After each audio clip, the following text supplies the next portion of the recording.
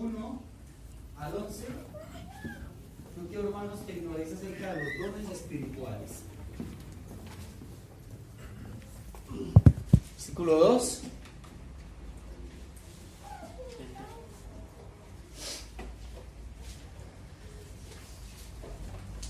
Dice: sabéis que cuando erais gentiles se os extraviaba, llevándoos como se os lleva a los ídolos mudos. Por tanto, os hago saber que nadie que hable por el Espíritu de Dios llama anatema a Jesús, y nadie puede llamar a Jesús Señor sino por el Espíritu Santo. Ahora bien, ¿hay qué? Diversidad. No son 9, hay diversidad de dones, pero el Espíritu es el mismo.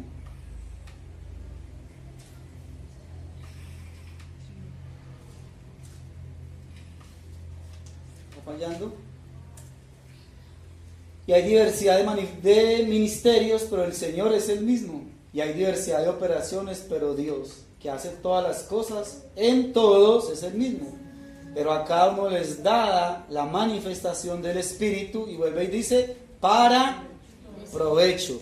La palabra provecho dice para el bien común. Para el bien común. Versículo 8, porque a este es dada por el Espíritu palabra de sabiduría, a otro palabra de ciencia según el mismo Espíritu, a otro fe por el mismo Espíritu, y a otros dones de sanidades por el mismo Espíritu, a otro el hacer milagros, a otro profecía, a otro discernimiento de espíritus, y a otro diversos géneros de lenguas, y a otros interpretación de lenguas. Pero todas estas cosas las hace uno, y el mismo Espíritu, repartiendo a cada uno en particular como a él quiere. Le repito, ¿por qué el apóstol habla de estos 9 en la carta a los Corintios? Porque ellos estaban abusando de estos dones, porque querían lo que impactaba, lo que se veía, lo que era notorio. Por eso él se refiere a los Corintios en esta parte, por el desorden que había. Ya les había comentado lo que estaba sucediendo en Corinto, el desorden tan tremendo que había allí. Entonces, el don de milagros. Yo quiero, antes de mirar esto, que miremos Romanos capítulo 12, para que veamos allí también otra listica que hay de las manifestaciones del Espíritu. Romanos 12, 4. Porque de la manera que en un cuerpo tenemos muchos miembros, pero no todos los miembros tienen la misma función, así nosotros, siendo muchos, somos un cuerpo en Cristo, y todos miembros los unos de los otros. De manera que teniendo diferentes ¿qué? Dones o manifestaciones, según la gracia que nos es dada, si es de profecía, úsese conforme a la medida de la fe. Ese también está allí en otra lista, hoy lo vamos a ver. O si de servicio, ¿en qué? En servir. Muy pocos piden el don de servicio, ¿no? O el que enseña, en la enseñanza. El que exhorta, en la exhortación. El que reparte o el que da, hablando aquí del que da, con generosidad o con solicitud. El que hace misericordia con alegría. El amor sea sin fingimiento, aborrecer lo malo, seguir lo bueno. Nos da también ahí otras manifestaciones del Espíritu, que también son maravillosas y son especiales. Eso es lo que hemos tomado de esta parte de Corintios para traer un poco de claridad en cuanto a todo este movimiento que se da hoy en día y que ha traído tanta confusión y tanta manipulación. El don de milagros quiero que miremos, por favor, en Hebreos, en el capítulo 2, versículos 3 y 4.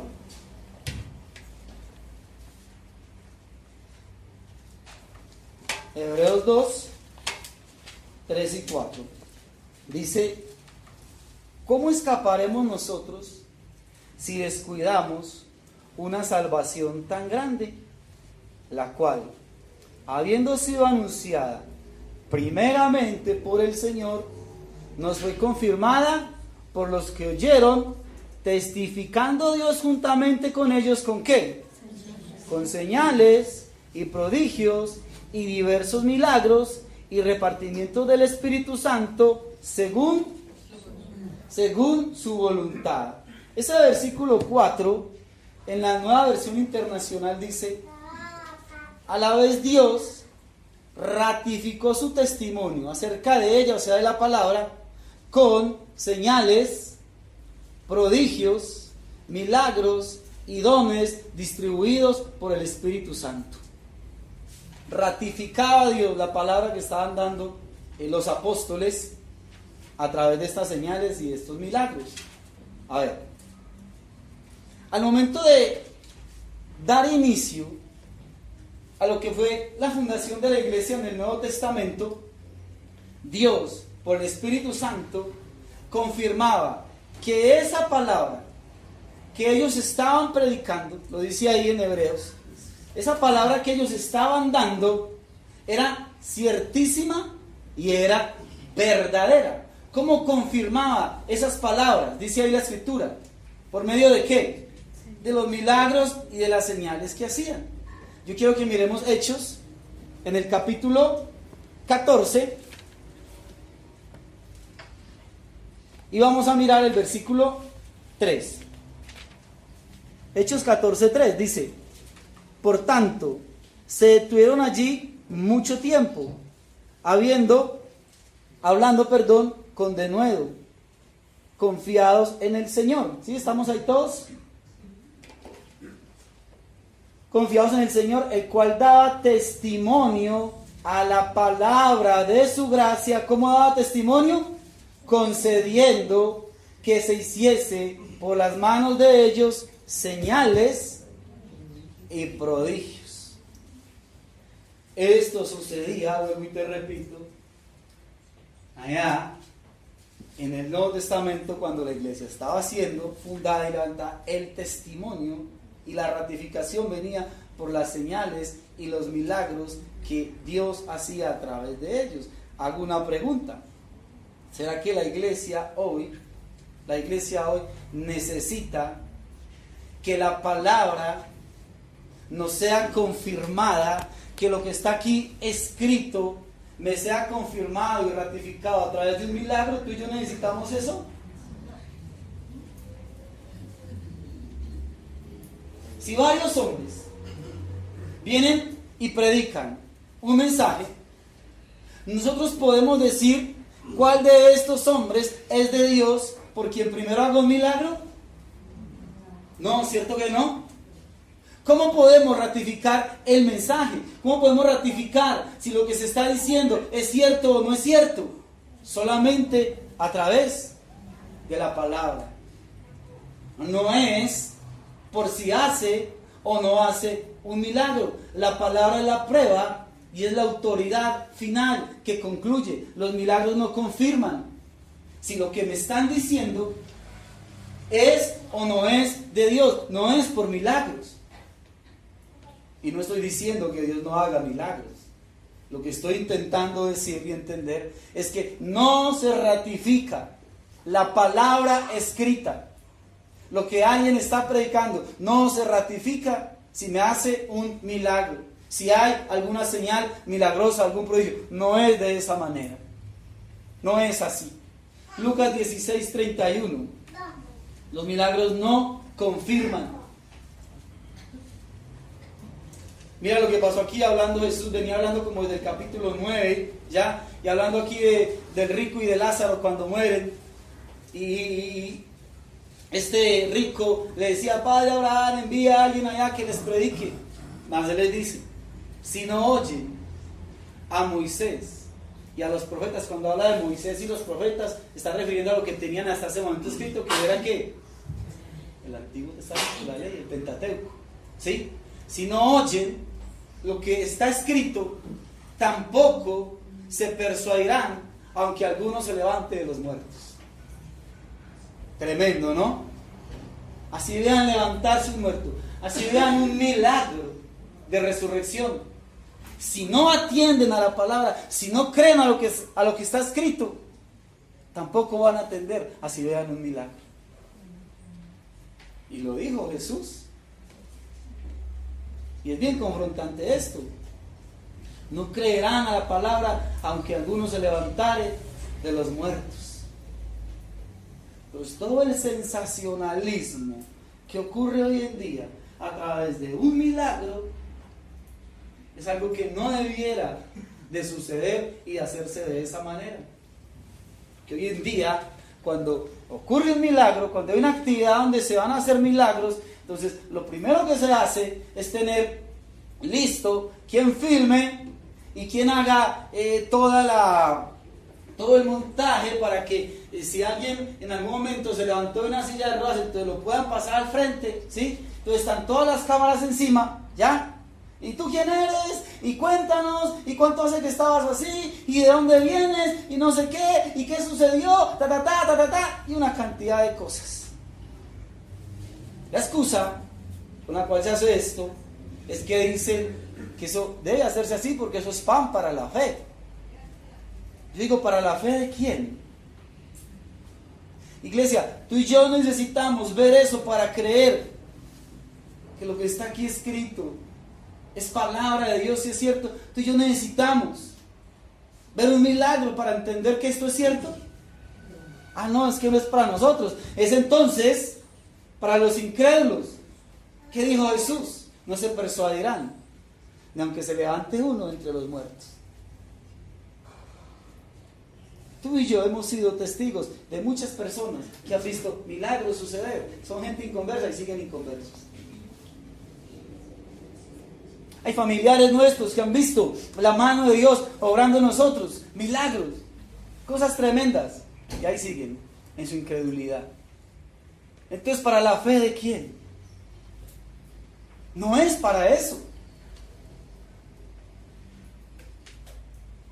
Si el interés no está en la palabra, si lo que enamora y lo que atrae no es la palabra de Dios, si la gente no está confrontada por medio de la palabra acerca de su condición, no se persuadirán, así vean el milagro que ven.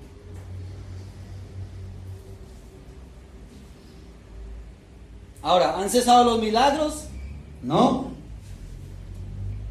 Todo el tiempo sucede. Dios sigue obrando milagros, y milagros de toda índole, como Él quiere, cuando Él quiere, y no por imitación de nada. Porque hoy en día hasta reparten paños y oran, y estamos ungiendo estos paños, y llévalo allá a ese enfermo, a ese que está endemoniado, ese que tiene el corazón duro, que no ha querido recibir a Cristo. Yo estoy ungiendo estos paños, y se secan el sudor y lleven los paños. Por favor, eso sucedió una sola vez. Digo, porque el Espíritu llevó a que se hiciese de esa manera. Y vamos a hacer un acto profético, y así como la sombra de Pedro sanaba a los enfermos, hoy también vamos a creer en fe, y entonces por donde yo pase, ¿qué es eso? Vamos a dar 7 vueltas a la ciudad y vamos a ver el milagro como en Jericó. Por favor, muéstrame cuántas veces sucedió eso en la Escritura. Solamente una vez. Pero por ignorancia la gente es manipulada y llevada a una cantidad de cosas. Si es para mí, no estoy. Me llaman después de las 12:30. ¿Cómo es que ponemos un aviso donde decimos milagros martes y miércoles de 7 a 9? Eso es querer llevar a Dios a decirle cuándo hacerlo y de qué manera. Y así se mueven los milagros en muchas partes hoy en día, y en todas las actividades milagrosas, prodigios y señales. Sucede algo bien triste. Vemos filas de creyentes, cristianos, por tiempo, asistiendo a una iglesia, y allí están profetizando, y allí están haciendo milagros, y allí están haciendo sanidades. Corre, hermano, como alma que lleva el rapto. ¿Para qué? O sea, ¿qué es lo que te motiva a ir? ¿Qué estás buscando? ¿Qué quieres comprobar? ¿Quieres ver milagros, maravillas para comprobar qué?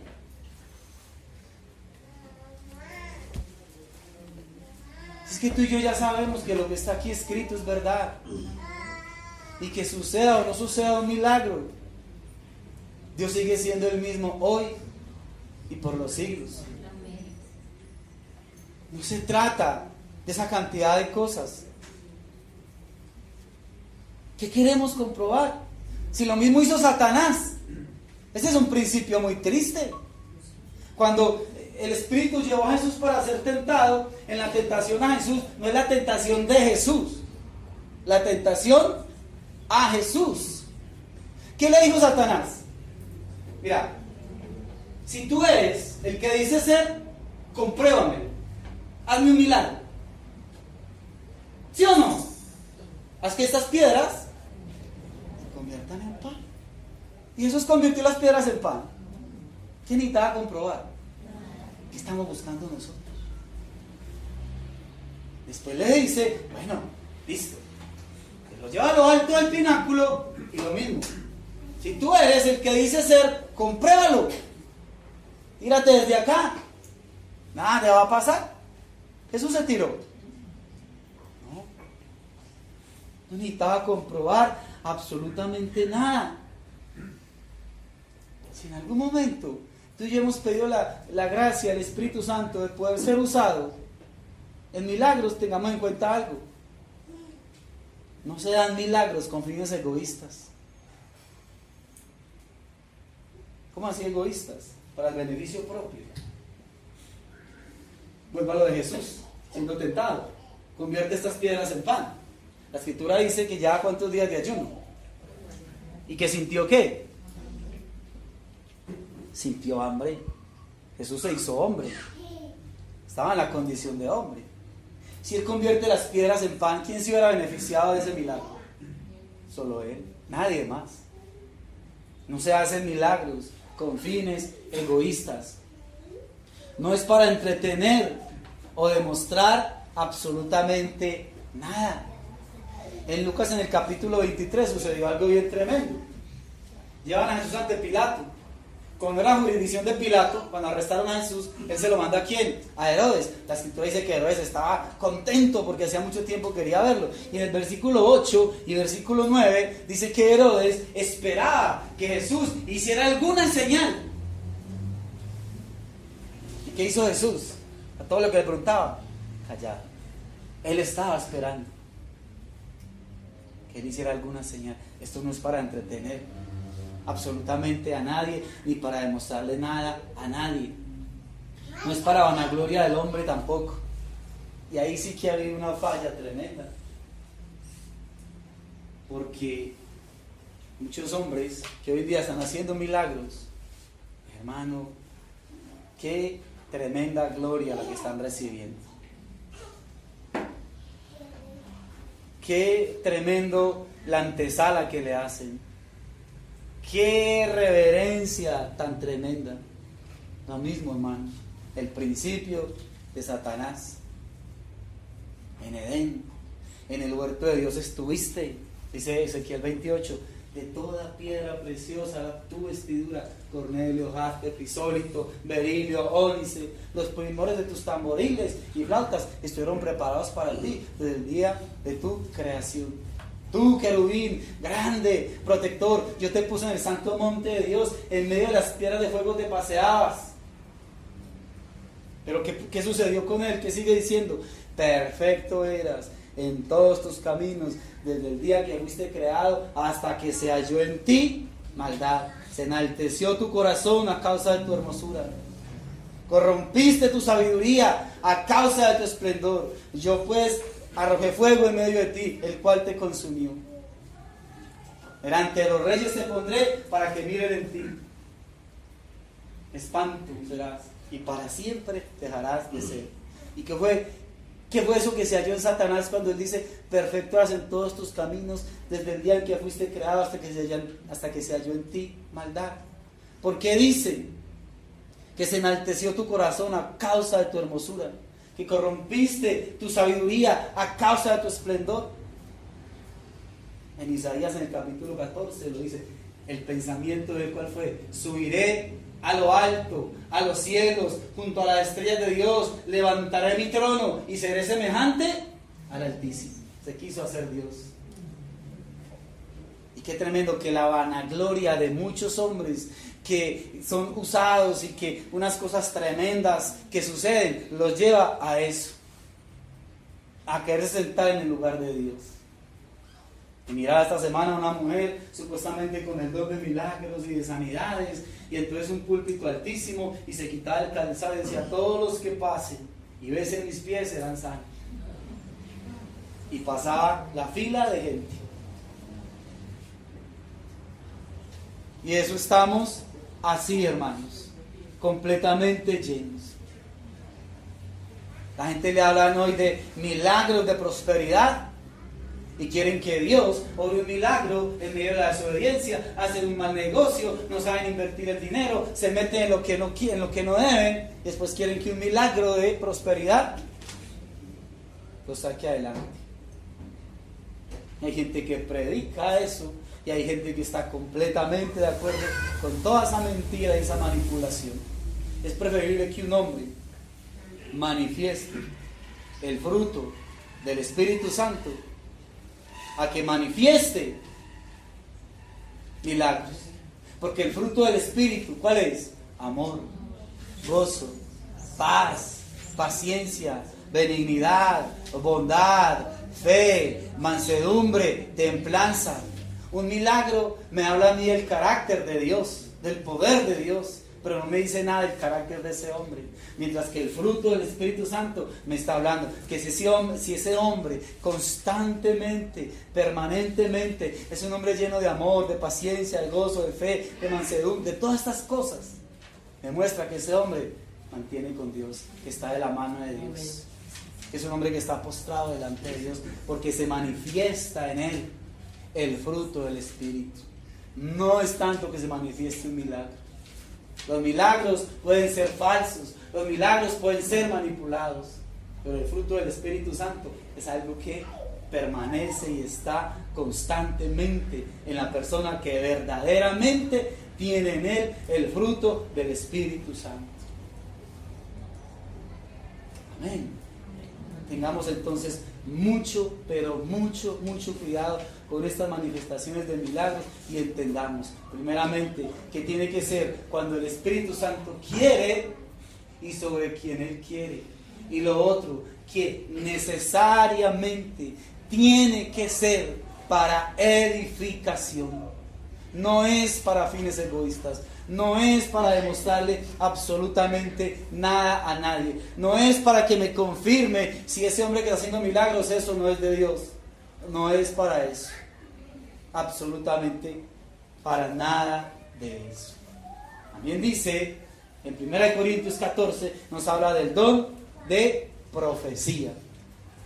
Y aquí sí que es tremendo esto. Porque sí que han sucedido cosas. La gente se casa por una profecía, o se separa por una profecía, o se mete en un negocio por una profecía, o se salen o hacen una cantidad de cosas, porque un hombre o una mujer un día le dijo: he aquí te dice el Señor, y corren a hacer todo lo que le dijo. Vamos a mirar a ver qué nos dice la Escritura acerca de eso. Miremos un momentico, 2 de Pedro, capítulo 1.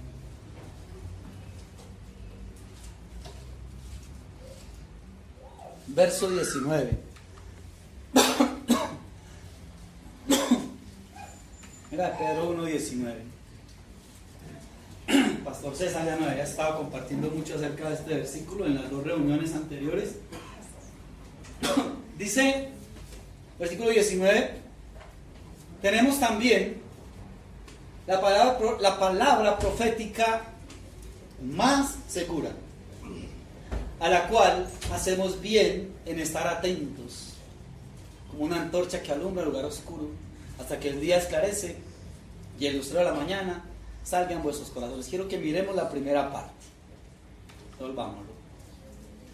Tenemos también la palabra profética más segura, a la cual hacemos bien estar atentos. Y miremos el versículo 21. Ahí mismo. Porque nunca, escucha esto, nunca la profecía fue traída por voluntad humana, sino que los santos hombres de Dios, ¿qué? Hablaron. ¿Ese hablaron está en qué? ¿En pasado, en presente o en futuro? Pasado. los santos hombres de Dios hablaron siendo inspirados por ¿quién? Entonces ten mucho cuidado, porque en el versículo 19 dice que nosotros tenemos, o sea, ya, la palabra profética la tenemos ya. La escritura no dice que tendremos la palabra profética más segura, ¿cierto que no? No dice iremos recibiendo poco a poco la palabra profética más segura, ni tampoco nos dice que nos irá siendo revelada o que vendrán hombres y que te van a dar la palabra profética más segura. No dice eso. Dice que tenemos ya. Y continúa diciendo que es la más segura. Ahora la pregunta es, ¿más segura que qué? Porque se dice que ya la tenemos. Y se dice también que es la más segura, entonces ¿más segura que qué? Más segura que lo que cualquier hombre me venga a decir. Mira, así te dice el Señor. Es que yo recibí una visión donde tú estabas en esto y esto, y hermano, venga, que es que tuve un sueño y entonces Dios me mostró y empiezan a decirte cosas. Puede que sí, pero la palabra profética más segura la tenemos ya escrita. Entonces profetiza, no, es que viene un terremoto tremendo que va a ocurrir en un lugar aquí en la tierra. Por favor, ya la Biblia dice eso, que habrán terremotos. No es que alguien profetizó que iba a venir una peste tremenda y claro, se cumplió el coronavirus, pero si la Biblia ya dice eso también. Es que hay una profecía sobre Donald Trump de no sé qué, y sobre el Papa, y sobre no sé qué cosas. ¿Qué es eso? Es que Dios te va a llevar a no sé dónde, y que te va a usar por no sé qué. El canon profético de la Biblia ya está cerrado. Te lo voy a mostrar bíblicamente. Mateo 11:13.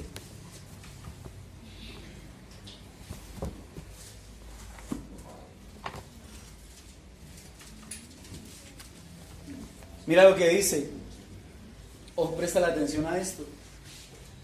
Por eso les decía ahora cuando leíamos en Hebreos, ¿sí?, que los santos hombres de Dios hablaron, pasado. Dice, porque todos los profetas y la ley profetizaron hasta Juan. Todos los profetas y la ley profetizaron hasta Juan. Entonces, la pregunta, ¿habrá algo nuevo que profetizar? No hay nada nuevo que profetizar. Todo lo que Dios tiene para decirle al hombre, a la iglesia, al mundo, todo lo que Él tiene para decirle, ya está escrito. Hermano, mira, decir, es que Dios trae una revelación nueva para esta iglesia. Es que tengo el mensaje profético del último tiempo, algo que jamás nadie ha visto, algo que jamás nadie ha oído. Decir esas cosas es decir que la Biblia está incompleta, que le hace falta hojas, que hay que agregar nuevas cosas. Entonces alguno estará diciendo, bueno, si no hay nada que profetizar, entonces ¿por qué el Espíritu usa toda palabra? Y usa algunos en profecía. Pues es lo que vamos a ver hoy. ¿Sí? ¿Qué no es profetizar? Profetizar no es predecir el futuro de nada ni de nadie. Profetizar no es vaticinar eventos ni sucesos en la vida de nadie. Eso muchas veces lo que se mueve ahí es adivinación. Y muchos han confundido una cosa con otra. Profetizar es, ojo lo que es profetizar, anunciar, proclamar, dar a conocer al hombre el mensaje dado por Dios. Eso es profetizar. Anunciar, proclamar, darle a conocer al hombre el mensaje dado, escrito, entregado por Dios. Todo lo que las personas necesitan oír es lo que Dios ya ha dicho, es lo que Dios ya ha establecido en su palabra. ¿Por qué? Porque la palabra me dice y me declara cuál es el pensamiento, el deseo y la voluntad de Dios. ¿Tú quieres saber el pensamiento de Dios? Lea la palabra. Ay, es que yo no sé cuál es la voluntad de Dios. La palabra me lo dice. Hay gente que está esperando a ver cuándo y dónde va a haber algún profeta para... Man, no me vaya a pasar el teléfono, por favor.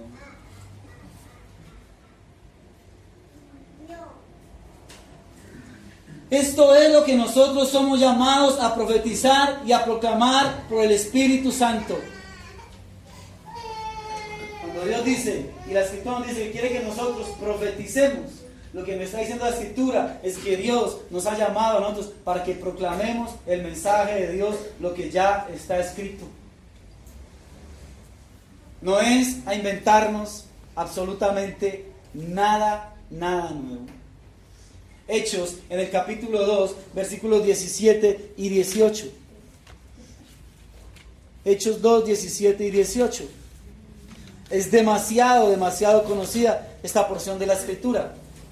Dice, en los postreros días, dice Dios, derramaré de mi espíritu sobre ¿quiénes? Y vuestros hijos y vuestras hijas, ¿qué? Tremendo, porque es que en el Antiguo Testamento el que profetizaba tenía que ser hijo de profeta. Era un legado. El padre que era profeta, su hijo, profeta. Pero ahora dice que el Espíritu Santo se va a derramar sobre todos para que nuestros hijos y nuestras hijas profeticen. Vuestros jóvenes verán visiones y vuestros ancianos soñarán sueños. Versículo 18. Y de cierto, sobre mis siervos, me encanta que nombraba hombres y mujeres. De cierto, sobre mis siervos y sobre mis siervas, en aquellos días derramaré mi espíritu. Y dice, ¿y qué? ¿Tú puedes profetizar? ¿Tú puedes profetizar? Obvio que sí. Ahí lo dice. No es lo que nos han enseñado, no es la mentira que nos han querido hacer creer. Ahora, ¿cuál debe ser el objetivo entonces a la hora de profetizar? Pues 1 Corintios capítulo 14 versículo 3 lo dice claramente.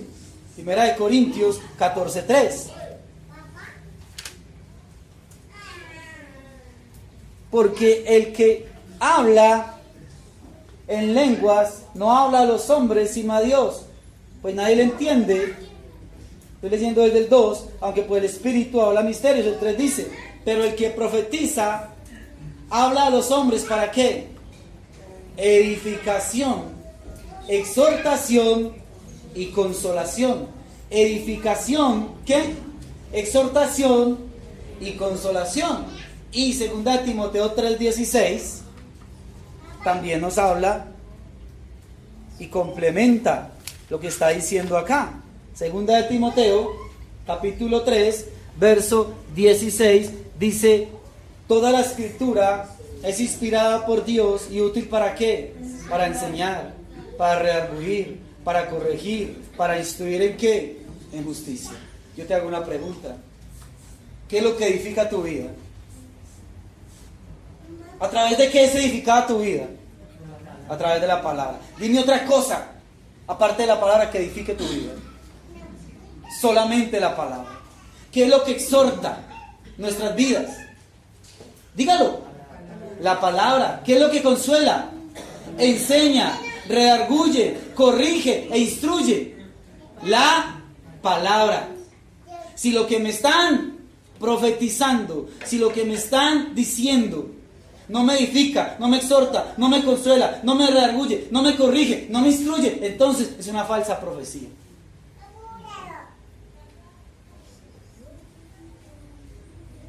Porque tiene que ser sencillamente lo que ya Dios dejó escrito.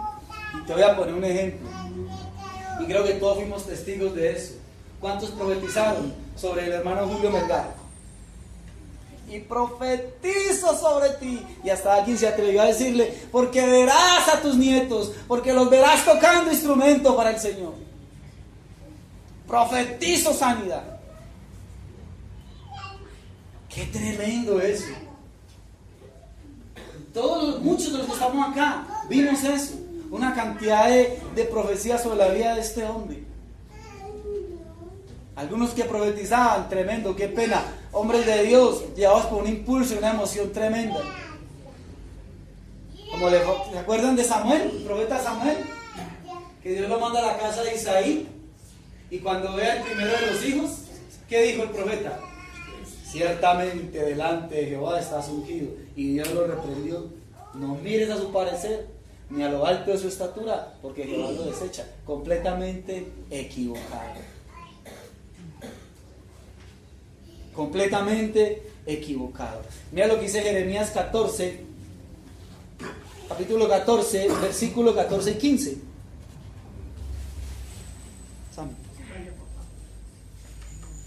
Jeremías 14, 14 y 15. Me dijo entonces Jehová, falsamente profetizaban los profetas en mi nombre. No los envié, ni les mandé, ni les hablé visión mentirosa. Adivinación, vanidad y engaño de su corazón os profetizan. Por tanto, así ha dicho Jehová, son los profetas que profetizan en mi nombre, los cuales yo no envié y que dicen, ni espada, ni hambre habrá en esta tierra. Con espada y hambre serán consumidos esos profetas. Lo triste de la profecía hoy en día es que todos hablan prosperidad, que todo va a estar bien, que tranquilo. Eso no profetizan sino bendición por todo lado. Mira los profetas del Antiguo Testamento. Y venían y proclamaban el juicio que venía de Dios sobre los hombres, pero también le indicaban al hombre cómo debían corregir su camino según lo que Dios les decía. Pero ahora no se profetiza sino prosperidad y una cantidad de cosas tremendas. Yo quiero decirte algo, mira, durante toda la historia humana y en la historia bíblica han existido videntes, tarotistas, agoreros, magos, brujos, hechiceros, adivinos, encantadores, sortílegos. ¿Sí o no? Han existido. Y aquí la Biblia nos habla de una cantidad de casos. Han estado ahí fuera, pero también dentro del pueblo de Dios. La pregunta es, ¿y por qué dentro del pueblo de Dios también? Pues la respuesta está en la Escritura. Deuteronomio 13:3. Deuteronomio 13:3.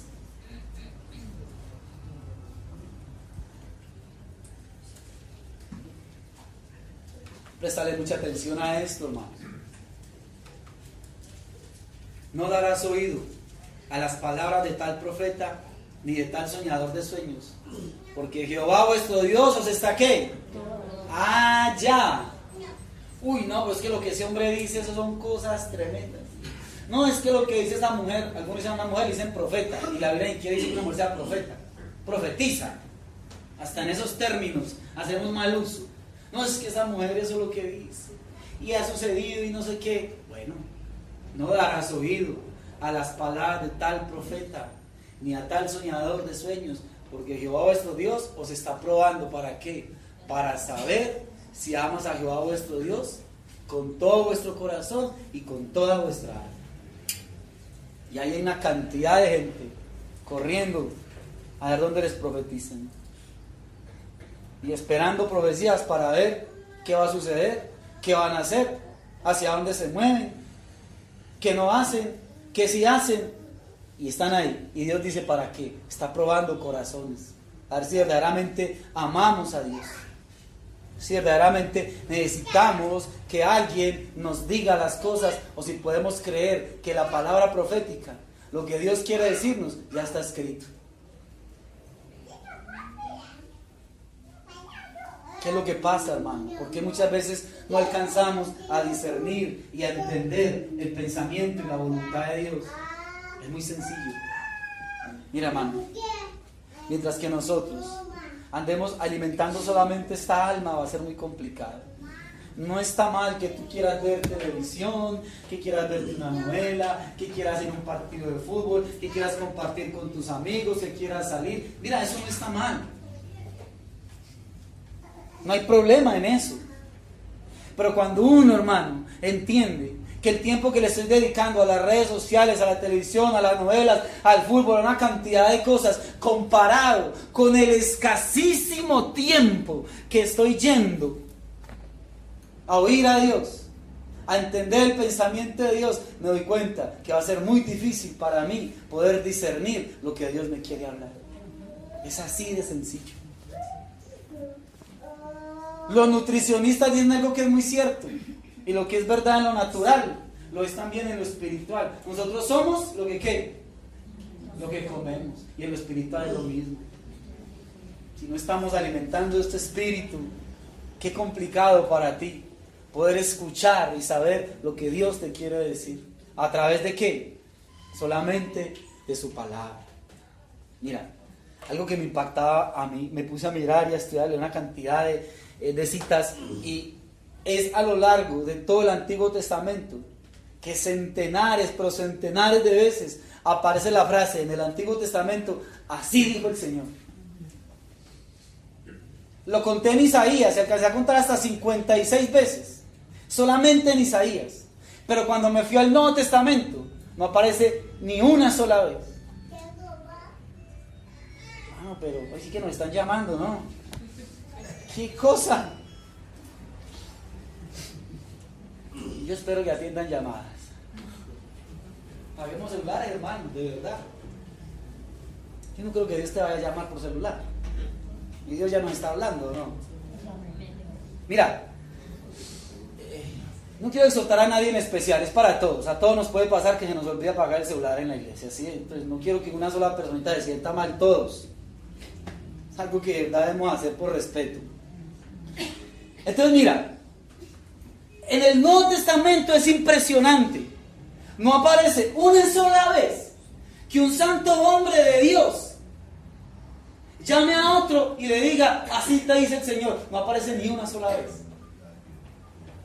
Las veces que aparece, que encontré como unas 2 o 3 veces, es porque está haciendo alusión a algo que ya Dios había dicho en el Antiguo Testamento.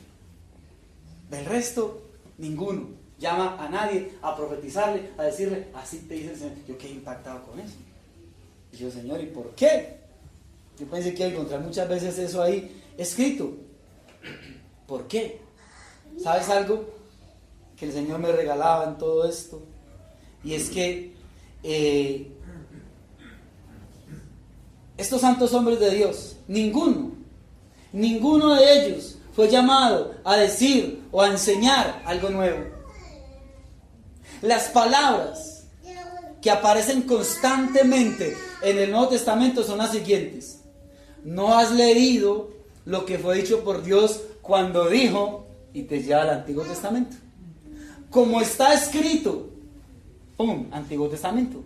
Esto es lo dicho por los profetas, y te lleva allá. Porque Dios mandó diciendo, y allá te lleva. Para que se cumpliese lo dicho por el profeta Isaías o Jeremías, allá te lleva. La tarea hecha por cada siervo de Dios en el Nuevo Testamento fue anunciar, proclamar, exponer y dar a conocer clara y ampliamente la palabra recibida y ya establecida por Dios desde la antigüedad. No era su tarea traer o anunciar un nuevo mensaje. Ellos no estaban anunciando nada nuevo. Todo cuanto ellos hablaban y decían estaba siendo parte, estaba siendo un complemento, una ampliación de todo lo que Dios ya había dicho.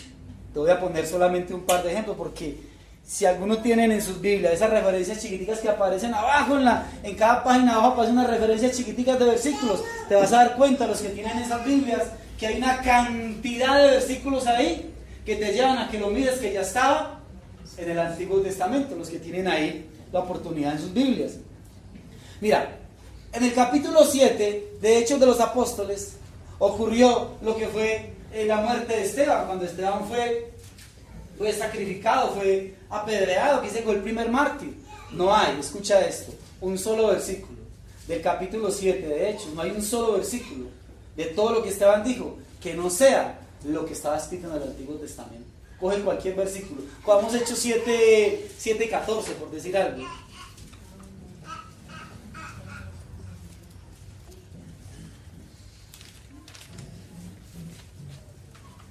Dice el versículo 14, mira lo que dice Esteban. Y enviando a José, hizo venir a su padre Jacob y a toda su parentela, en número de 75 personas. Antiguo Testamento, ¿no? Sí. Todo lo que dice Esteban. Te voy a dar otro ejemplo. En el primer discurso de Pedro, cuando se convirtieron, creo que fue como 3.000 personas o 5.000, no tengo exactamente el dato, creo que fueron 3.000. En Hechos, en el capítulo 2.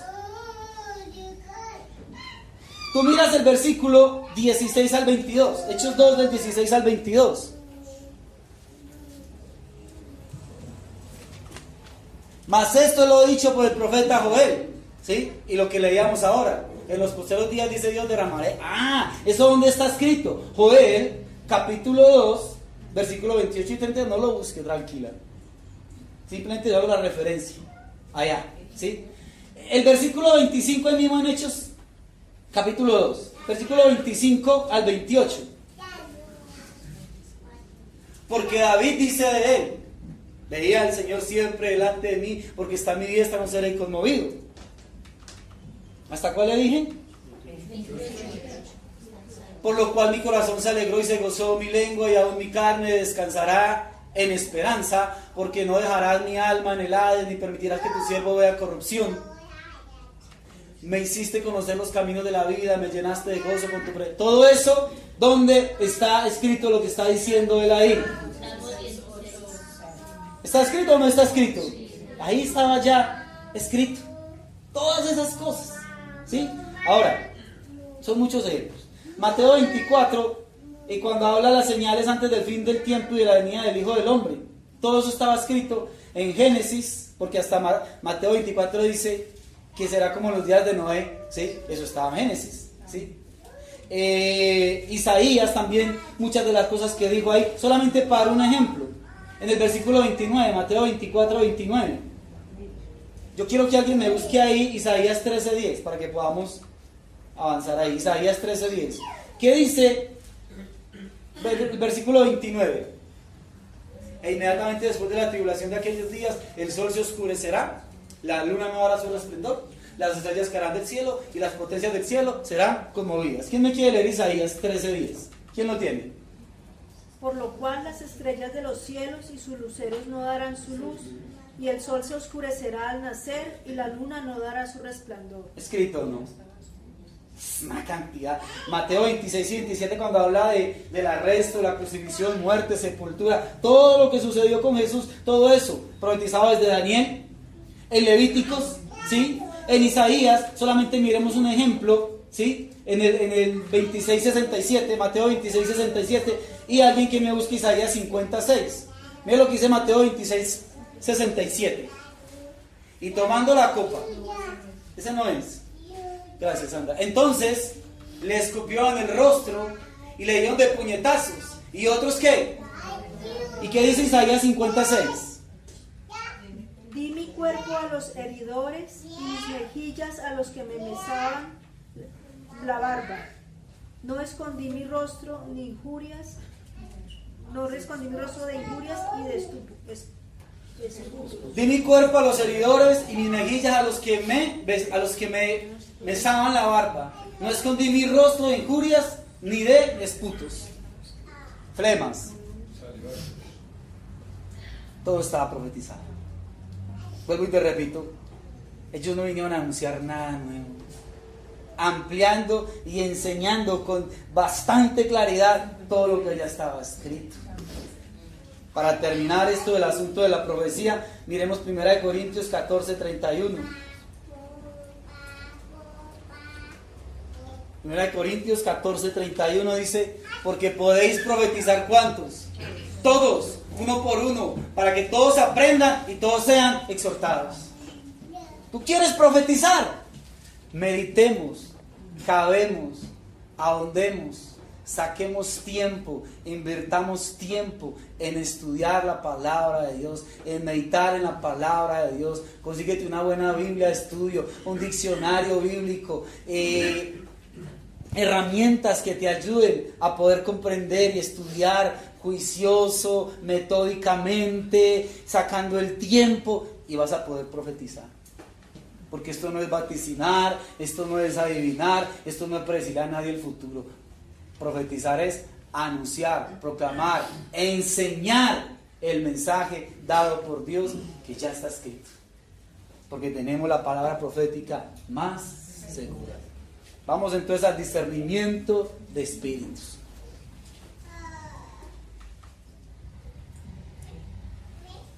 Discernir,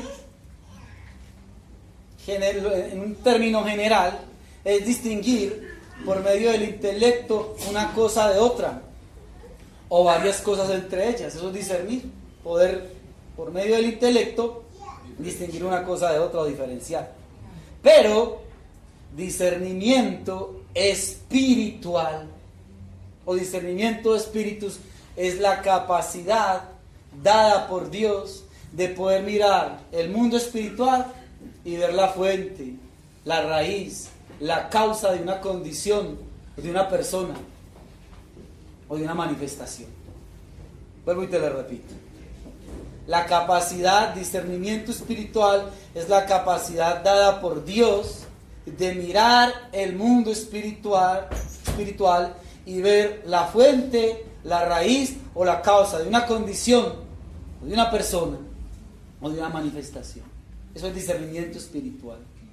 Primera de Juan 4:1. Vamos todos ahí a Primera de Juan, capítulo 4, versículo 1.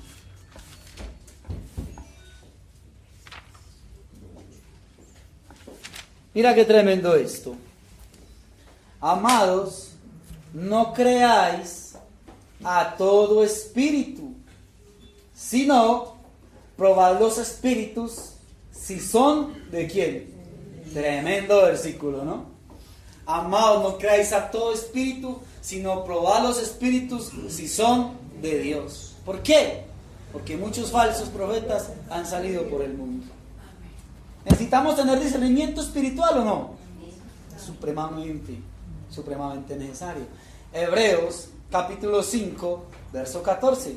Y volvemos a la misma exhortación de ahorita. Si nosotros no estamos alimentando nuestro espíritu, si no estamos creciendo en el conocimiento de la palabra de Dios, complicadísimo. Pero el alimento sólido es para los que han alcanzado madurez, para los que por el uso tienen los sentidos ejercitados ¿en qué? En el discernimiento del bien y del mal. Hermano, solamente al estudiar, al ahondar en la palabra, ella me capacita para saber qué es de Dios y qué no es de Dios, qué está bien y qué está mal, para no ser engañados de nada ni de nadie. Por medio del don del discernimiento de espíritus, nosotros podemos claramente saber aquello que viene de Dios y lo que no viene de Dios. Segunda de Corintios 11, del 13 al 15.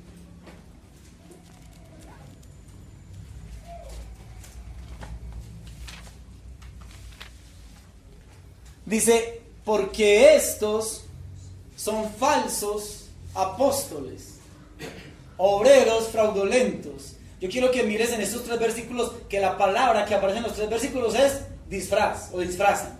Fraudulentos que se disfrazan como apóstoles de Cristo. Y no es maravilla, porque el mismo Satanás vuelve y dice, se disfraza como ángel de luz.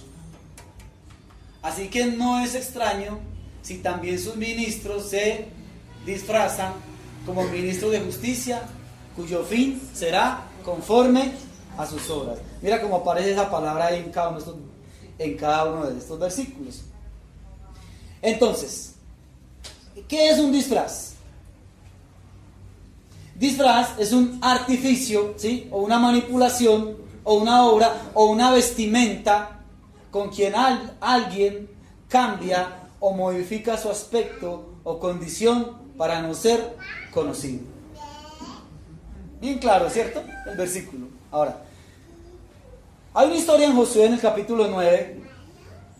Ustedes recuerdan, estaba sucediendo algo muy tremendo, es que Josué estaba entrando a conquistar y donde entraba tremendas victorias Dios le daba. Vamos buscando Josué capítulo 9. Y sucedió que, en el versículo 14, sucedió que los Gabonitas, viendo que esta gente estaba arrasando con todo, dijeron, no, tenemos que hacer algo, porque si no Josué viene acá con nosotros también. ¿Y qué hicieron ellos? Se pusieron ropa vieja, calzado viejo, ¿sí? Y cogieron un pan viejo, mohoso. O sea, ¿sé qué? Se disfrazaron. No, Josué, es que venimos de tierra lejana, no sé qué, y estamos muy mal, y queremos venir y estar con ustedes, hacer alianza, unirnos a ustedes. Y Josué, sucedió algo bien tremendo, en el versículo 14. Y los hombres de Israel no tomaron de la provisión, tomaron de la provisión de ellos y ¿qué? No consultaron. Hizo una alianza con ellos. Cuando se dieron cuenta, ya era tarde. No hubo discernimiento. Qué triste, ¿no? Ahora, en Génesis, en el capítulo 38, hay una historia que es la de Judá y Tamar. Judá se casa y tiene 3 hijos, Onán y Set. Su hijo mayor, se casa con una mujer llamada Tamar. Pero dice la escritura que fue malo y que Dios lo mató. Entonces, Judá le dice a su segundo hijo Onán, bueno, lléguese allí y tenga hijos con ella. Pero como él pensó, estos hijos no van a ser míos, van a ser descendencia de mi hermano. Así era algo que sucedía en el Antiguo Testamento, ¿sí? Entonces dice, no, yo para qué hijos que no van a ser míos, sino que van a ser tomados como hijos de mi hermano. Entonces cuando tenía relaciones sexuales con ella, dice que eyaculaba por fuera, y Dios también entonces le quitó la vida. Entonces Judá le dice a ella, no, pues espere que crezca mi hijo menor, y cuando él crezca, yo te lo voy a dar por esposo. Y el hombre le olvidó el asunto a Judá. Se murió la esposa de Judá. Y un día le dijeron entonces a Tamar, en el versículo 13 al 19, mira lo que ocurrió. Y fue dado aviso a Tamar diciendo, aquí tu suegro sube a Timnat a trasquilar sus ovejas. Entonces se quitó ella los vestidos de su viudez, se cubrió con un velo y se arrebozó y se puso a la entrada de Naín junto al camino de Timnat, porque veía que había crecido Sela y ella no era dada a él por mujer. Y la vio Judá y la tuvo. ¿Por qué? Ella montó todo la película y se hizo pasar por ramera, porque ella había cubierto su rostro en su velo, ¿sí? Y se apartó del camino hacia ella y le dijo, déjame ahora llegarme a ti. Mucho fue y negoció con ella, efectivamente va, tiene relaciones sexuales con ella. Más adelante ella vuelve, toma sus vestiduras de mujer viuda, pero queda en embarazo. Cuando le dijeron a Judá, tú no eras Tamar, está en embarazo, ¿él qué dijo? Hay que quemarla por adúltera. Y le dijo, un momento, porque es que cuando él le fue a pagar a ella, quería pagar con un cabrito, pero yo me lo mando, le dijo, después de que ella se disfrazó de ramera. Y bueno, ¿y qué me va a dar en prenda para que yo sepa que sí me va a pagar? ¿Y qué le dio? El anillo, el cinto y el bordón. Cuando le dijo, hay que quemarla. Y un momento, ¿de quién son estas 3 cosas? Él es el padre del hijo que yo espero y saco. Era la falta de discernimiento. No poder entender lo que está sucediendo, las intenciones que puede tener alguien, lo que está diciendo, lo que realmente esa persona quiere hacer, que muchas veces se presenta de una manera, pero realmente las intenciones son otras completamente diferentes. Por medio del discernimiento de espíritu, dejamos de estar llamando espíritu a cosas que no son espíritus. Ese tiene un espíritu de nicotina. Donde dice la Biblia que existe el espíritu de nicotina. Tiene un espíritu de música mundana. Tiene un espíritu de sueño. Tiene un espíritu de telenovela horrible. Hermano, eso no es discernimiento de espíritu. Hablamos bobadas. Dejamos de ver demonios. Mira, a través del discernimiento de espíritu, dejamos de ver demonios en todas partes. Hay hermanos que deberían de trabajar allá, ellos están aquí. No, hay demonios por toda parte. Si ven un símbolo, no, eso simboliza que Satanás no sé qué. Si en una mano, no, eso que es el poder del diablo, que no sé qué cosa. Si en un ojo, no, ese es el ojo de Satanás, todo lo sataniza. No es discernimiento de espíritu, eso es una ridiculez. Estar viendo demonios y espíritu, qué pereza, hermano, cuando uno habla con gente que todo lo sataniza y ven al diablo en toda parte y todo el diablo.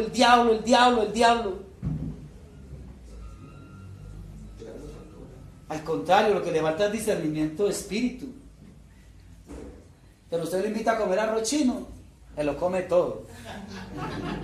Dígame qué cosas no le consagran los chinos a Buda. Todo.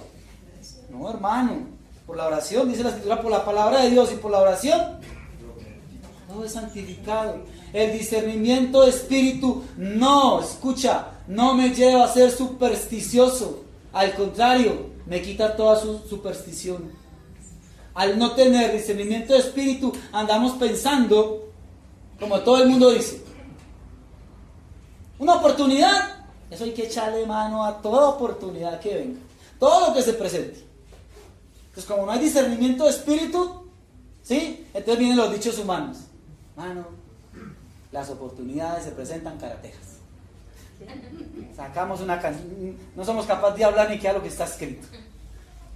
Hermano, camarón que se duerme, me lo lleva a la corriente. Las buenas oportunidades se presentan una sola vez en la vida. Eso el que no sabe de ganado, hasta la boñiga lo embiste. ¿Y qué día hablaba con un hermano? Estaba con otro hermano. Estaba uno aquí, el otro no estaba. Con otro hermano. Y conversando y no sé qué. Cuando se le presenta una oportunidad a un hermano, apareció con unas llantas de camión tremendas. Y él necesitaba llantas para el camión. Y las miró. Excelentes, enteritas, hermosas, aforaditas, unas llantotas. ¿Cuánto valen? Valen tanto, pero necesito esa plata ya. Y el hermano emocionado, no, se consiguió la plata, no me acuerdo cuánto. En todo caso se la consiguió y ¡tum! Porque es que las oportunidades se presentan carateras. Y el hombre feliz con sus llantas. Cuando las vas a poner al camión, que las van a inflar, todas reventadas por todos lados. No toda buena oportunidad es una oportunidad divina. Lo de Dios siempre es bueno, pero no todo lo bueno viene de Dios. Si no tenemos discernimiento, hermano, créame, las emociones nos engañan. Los sentimientos y los deseos nos engañan. Hablaba con un hermano, el hombre sabe de barbería. Se le presentó una oportunidad, dice, para Chile, tremenda, con 3 amigos más. Iban a ganar, pero duro. ¿Qué hay que hacer? Tienen que consignar lo de los pasajes. Eso aquí mientras van trabajando, no sé qué, y como era amiga de otro y no sé qué, eso todos consignaron. Se llegó el día del viaje. No había tiquetes por ningún lado.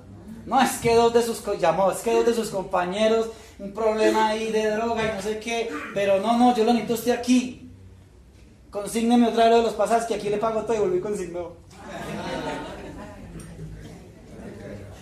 Bueno, hay cosas para las que no necesitan mucho discernimiento, ¿cierto? Pero hermano, créame, la iglesia está siendo muy engañada de muchas cosas falsas, sueños, visiones, lo que hablamos ahorita, milagros, profecías y no sé qué. No hay discernimiento. Y cuando no hay discernimiento, hermano, somos llevados, engañados, seducidos fácilmente. Te pido 10 minutos y terminamos con el don de lenguas. Hechos capítulo 2, versículo 1 al 21. Don de lenguas. Hechos 2, 1 al 21.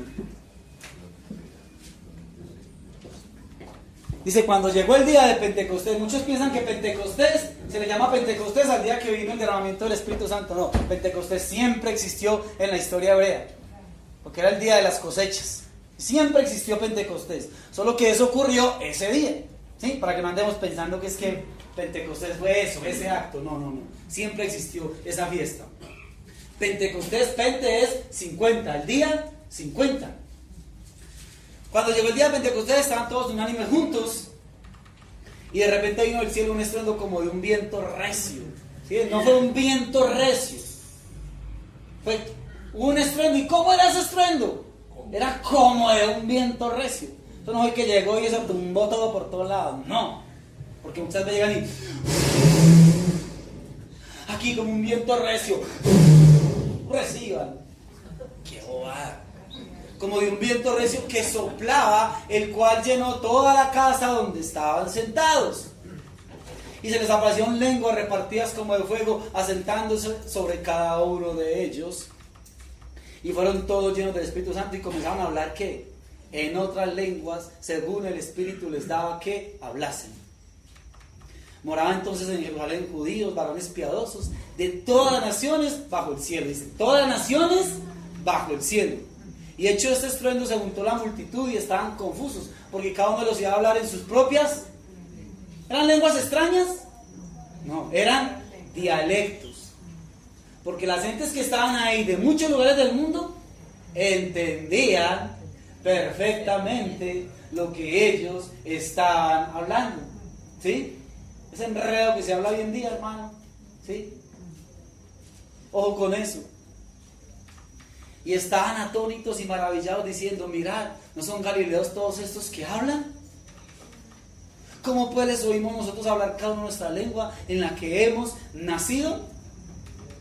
Partos, medos, hablando de las naciones, ¿sí? Partos, medos, elamitas y los que habitamos en Mesopotamia, en Judea, en Capadocia, en el Ponto y en Asia, en Frigia, en Panfilia, en Egipto, en las regiones de África, más allá de Cirene, romanos aquí residentes, tanto judíos como prosélitos. ¿Hartas lenguas o no? Dialectos tremendos.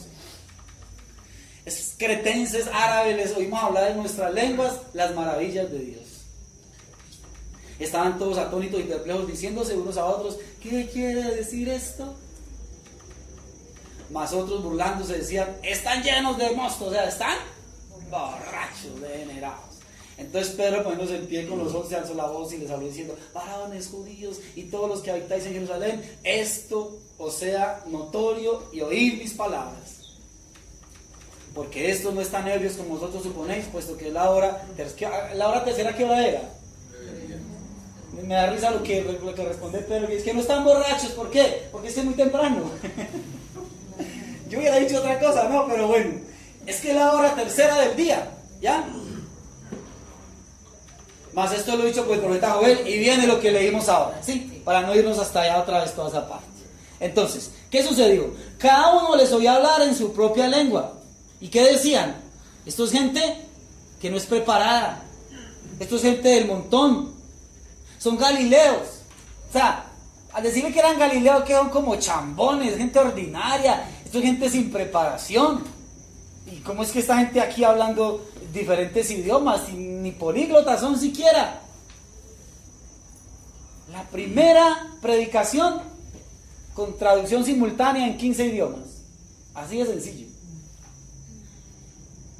Primera predicación con traducción en 15 idiomas. Totalmente diferente. ¿Fue para provecho o no fue para provecho? Claro. Es que para eso son los dones y las manifestaciones del Espíritu. Para provecho. Porque lo que les hablaban eran la palabra, las maravillas de Dios. Entonces sí fue para provecho. Tremendo que a nosotros nos fue enseñado que la muestra de que alguien estaba siendo lleno del Espíritu Santo era que hablaba en lengua. ¿Y qué problema, hermano? Eso por allá uno, no sé qué, y saca la baranda, saca la manga larga, re la vaquita y no sé qué, y repita, amén, hasta que uno le da la lengua. Se tiene que recibir. Repita, aleluya, hasta que le enrede. Qué vergüenza, hermano.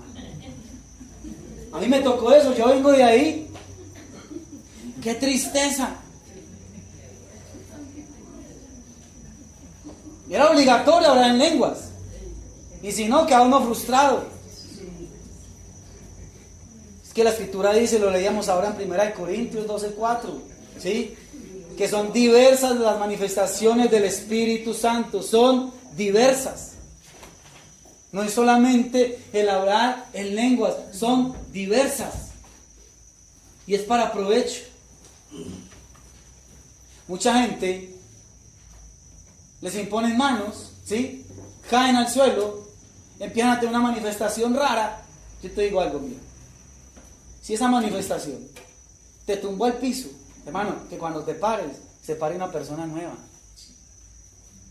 Pablo cayó al piso y se paró Saulo de Tarso.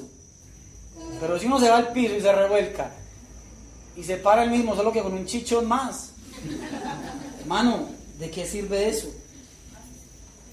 Yo quiero que vayamos a 1 Corintios capítulo 14.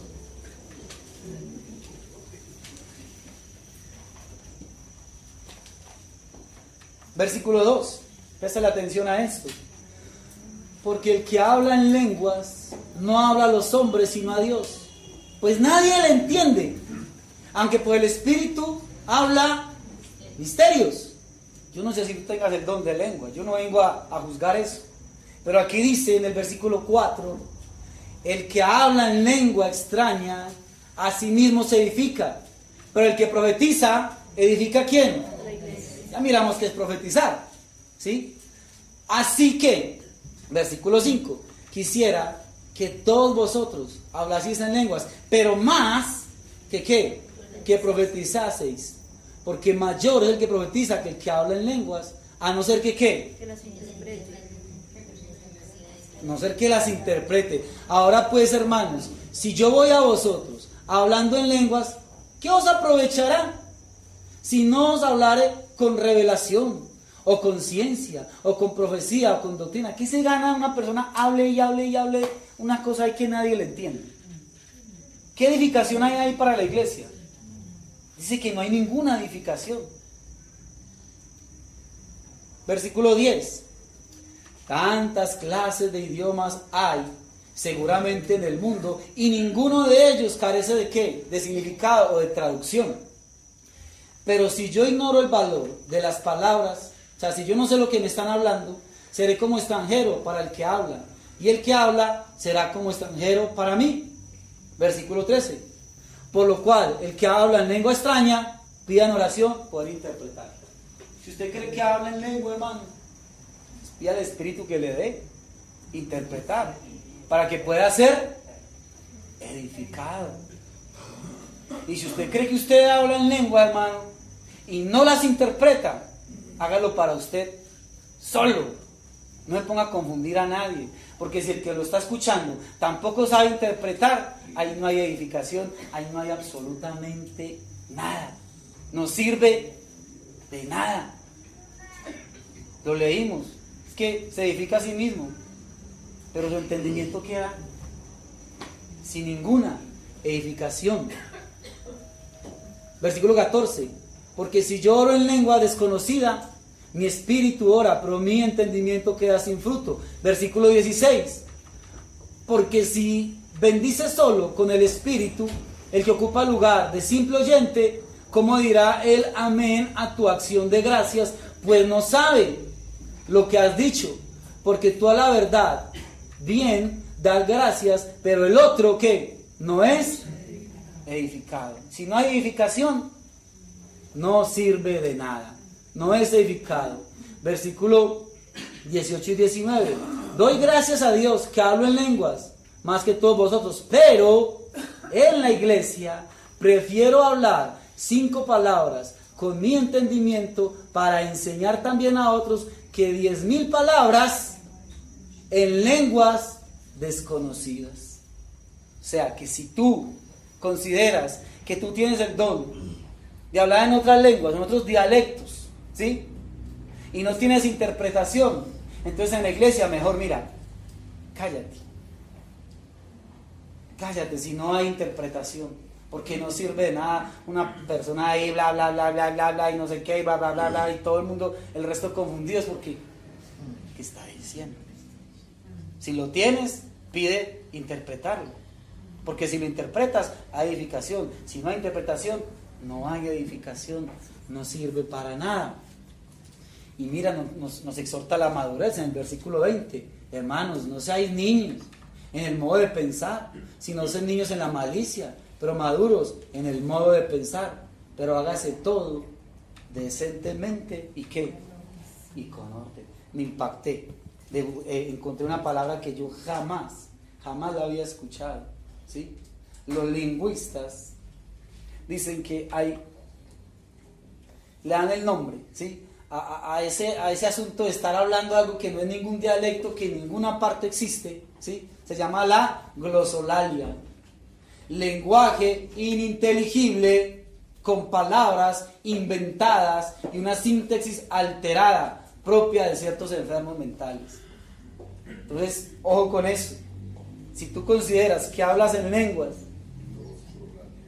que el Señor te dé el interpretarlas y que no van a ser glosolalias, que tú pienses que estás hablando en lengua cuando en realidad lo que estás es haciendo uso de un lenguaje que nadie, ni siquiera tú ni nadie sabe lo que estás diciendo, porque eso solamente trae confusión y no trae ninguna edificación. Y ten en cuenta que lo que ellos recibieron allá en Hechos fue manifiesto por todos, que lo que recibieron fue dialectos.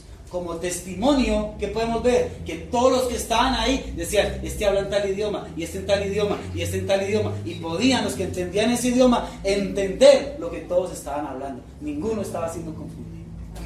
Amén. Vamos a estar de pie y le damos gracias a Dios.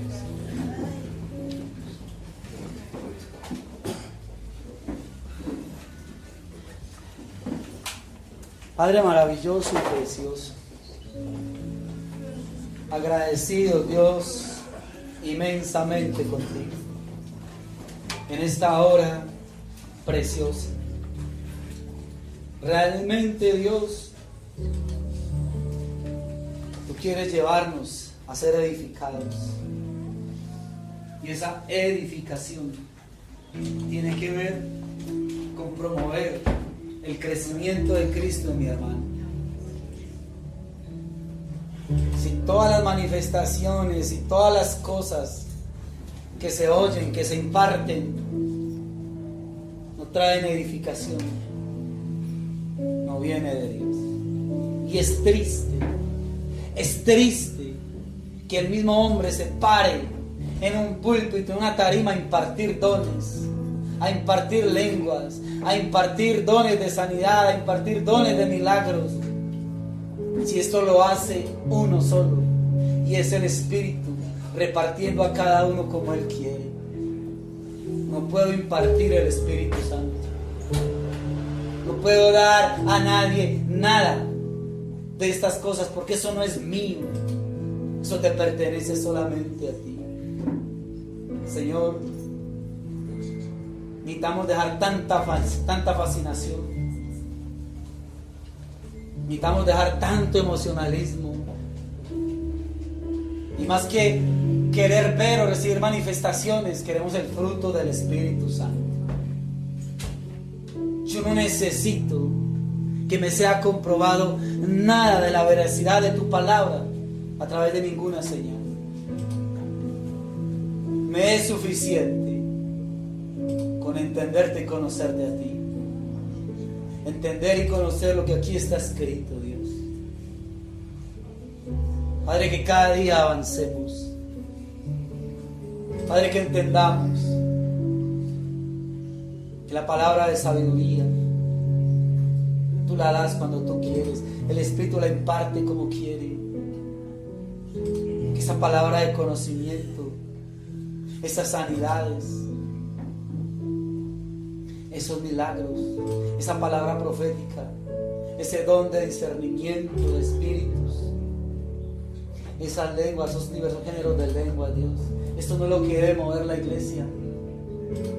Esas cosas son temporales, y el Espíritu las trae y las da por un tiempo, y cuando quiere vuelve. Pero lo que realmente debe permanecer en nosotros es el fruto del Espíritu. Y si en algún momento el Santo y Precioso Espíritu quiere derramar un don, una manifestación, Gracias por eso, Dios. Será maravilloso y hermoso. Pero no quiero que eso sea lo que mueve mi amor, mi deseo, el ardor y las ganas por ti, Señor. Usa a cada uno como tú quieres y donde tú quieras, Dios. Pero sobre todas las cosas, llévanos a amarte de una manera profunda, sobrenatural, de una manera verdadera, en todo tiempo, en todo lugar. Y lo que tú quieres, Dios, que todos profeticemos, que hablemos, que proclamemos, Dios mío, de tus cosas, que enseñemos, Dios, que tu palabra, Dios mío, sobreabunde en nuestros corazones y brote de nuestros labios, Dios. Gracias, Padre maravilloso, porque las profecías acabarán, porque cesarán las lenguas. Mas tú dices en 1 Corintios 13, yo os muestro un camino mejor. Y hablas del amor, ese amor que todo lo cree, todo lo sufre, todo lo espera, todo lo soporta, ese amor que no deja de ser. Ese Dios, ese primer punto que habla ahí de los dones del Espíritu Santo, el fruto más bien del Espíritu Santo, el amor. Eso es lo que debe sobreabundar en nosotros. Eso es lo que debe llenar nuestros corazones. Gracias, Dios, por corregirnos, por instruirnos, por exhortarnos a través de tu palabra. Esa es la palabra profética y esa es la que tú nos has dado hoy, Señor, a cada uno. Te damos la gloria y la honra en el nombre de Jesús. Amén y amén. Quiero que les dé un aplauso al Señor.